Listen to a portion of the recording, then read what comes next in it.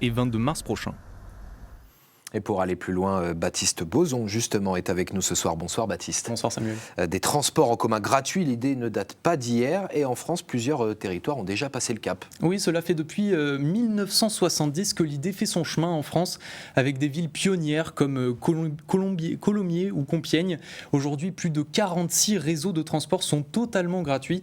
Chaque jour, plus de 2 800 000 passagers bénéficient de la gratuité localement. Et cela concerne des villes assez variées, Baptiste. Oui, beaucoup de petits territoires comme Châteauroux, Gap ou encore Neuve-Maisons en Lorraine. Mais ce n'est que depuis 8 ans que le mouvement s'est accéléré avec le passage à la gratuité de villes de plus de 100 000 habitants comme Niort, Dunkerque, Calais, Douai, Bourges ou encore Montpellier. Et ça ne s'arrête pas là. Au 1er janvier 2026, le réseau Tadao dans le pays artois va devenir le plus grand réseau de transport gratuit de France. Il bénéficiera à plus de 650 000 habitants. Preuve que c'est possible donc, mais tout ça a un coût pour les collectivités. Baptiste, en septembre, la Cour des comptes a publié un rapport de 140 pages sur la question. Oui, et on peut dire qu'elle n'est pas vraiment transportée par l'idée de la gratuité.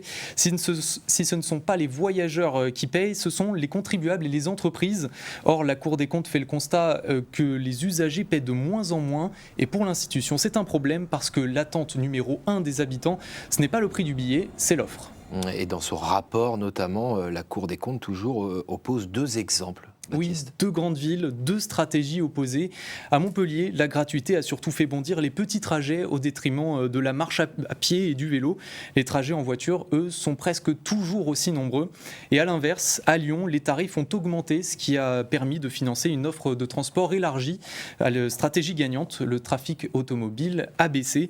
Alors forcément, c'est un choix politique. Voilà de quoi alimenter les sujets, le débat à Reims dans cette campagne pour les élections municipales. Merci beaucoup Baptiste pour toutes ces précisions.